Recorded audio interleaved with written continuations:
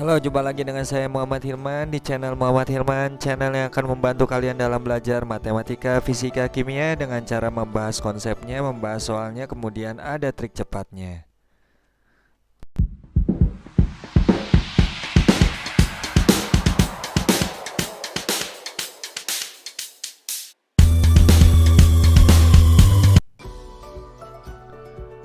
Di video kali ini saya coba akan bahas pelajaran fisika kelas 11 IPA ya.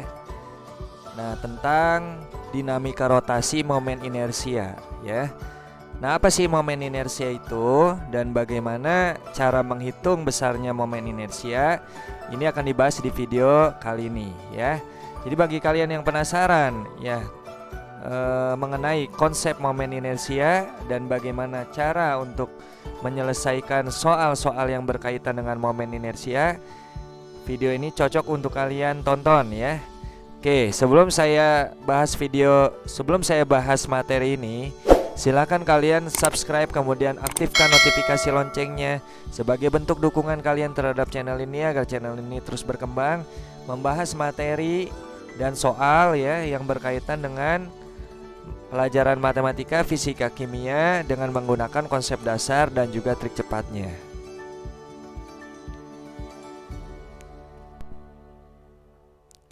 Oke, kita langsung saja mulai pembahasannya. Momen inersia itu apa sih? Sebenarnya momen inersia itu adalah kecenderungan suatu benda untuk tetap mempertahankan gerak rotasinya terhadap poros atau pusat rotasinya. Ibaratnya sebuah benda ya, sebuah benda yang diikat dengan tali. Misalkan benda ini berbentuk bola ya, kemudian diikat dengan tali. Nah, talinya ada sepanjang R di sini ya. Nah, ini bendanya punya massa M.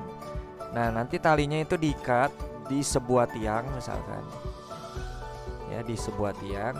Nah, ketika benda ini diputar ya, mengelilingi tiang. Nah, ini tiangnya ya.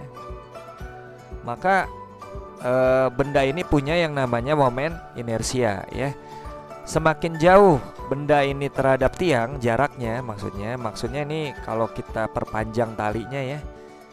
Nah, kita anggap awalnya R pada jarak R1, kemudian ini talinya diperpanjang. Nah, misalkan begini ya, tiangnya. Nah, talinya diperpanjang nih. Ini ada sejauh R2. Nah, bendanya masanya sama misalkan. Nah, kalau R2, nah, R2 lebih besar dari R1, artinya jarak benda terhadap porosnya diperbesar, maka momen inersianya menjadi tambah besar gitu ya. Nah, makanya ada persamaan ya yang menerangkan hubungan antara momen inersia terhadap massa dan kuadrat jarak massa terhadap porosnya. Nah, ini adalah I ya. I-nya adalah momen inersia, M-nya adalah massa, R-nya adalah jarak massa benda terhadap porosnya ya. Jadi I sama dengan MR kuadrat. Artinya kalau R-nya diperbesar, maka I-nya juga makin besar. Kenapa? Karena I-nya itu dengan R berbanding lurus ya. Nah, begitu pula I dengan M berbanding lurus juga ya. Jadi kalau M-nya diperbesar, dengan catatan R-nya jarak terhadap kedua talinya itu misalkan ditetapkan ya, artinya ini tidak berubah. Maka kalau M-nya diperbesar, maka I-nya juga tambah besar gitu ya.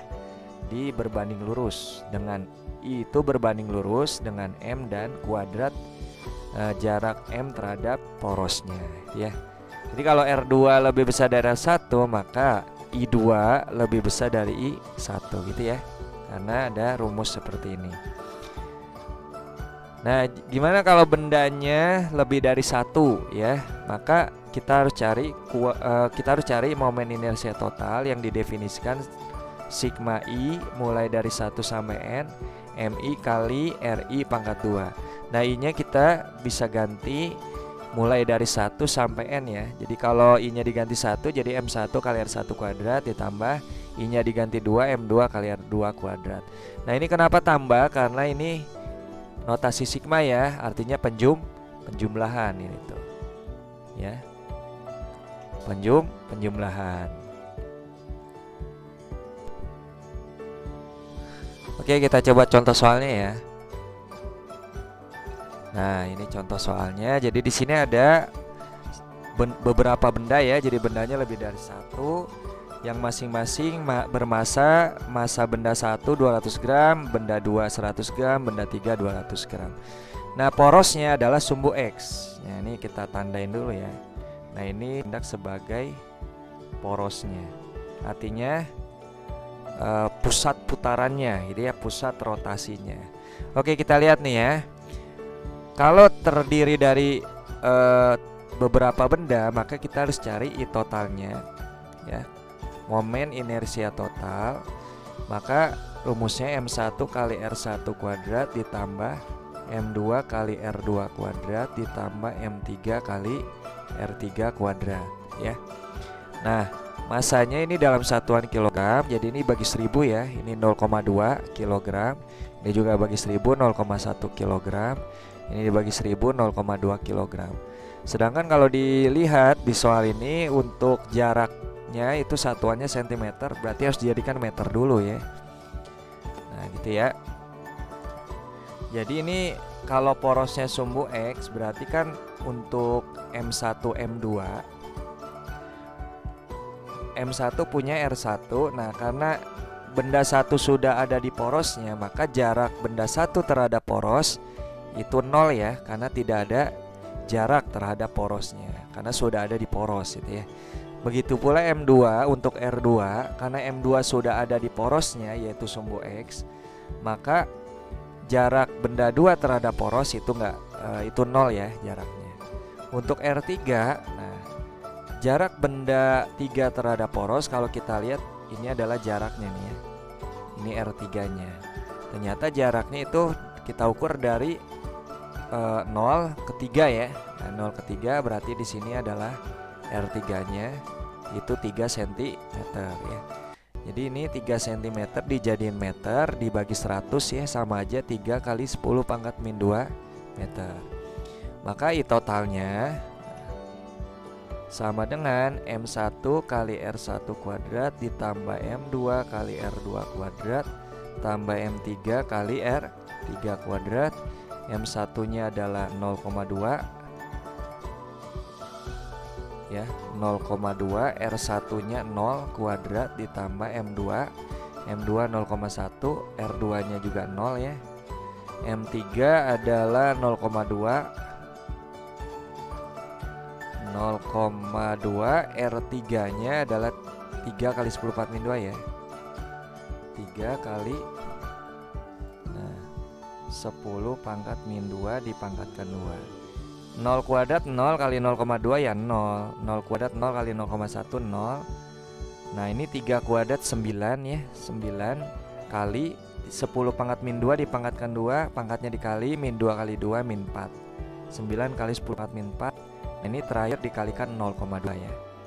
Ini akan menjadi 9 kali 0,2 1,8 kali 10 pangkat min 4. Kemudian satuan untuk momen inersia yaitu apa? Karena M-nya adalah kilogram, satuannya R-nya adalah meter ya. Satuannya maka meter kuadrat. Jadi kilogram kali meter kuadrat ya. Jadi satuan momen inersia. Nah, ini sebenarnya bentuknya satuannya di. Nah, jadi satuan momen inersia I, momen inersia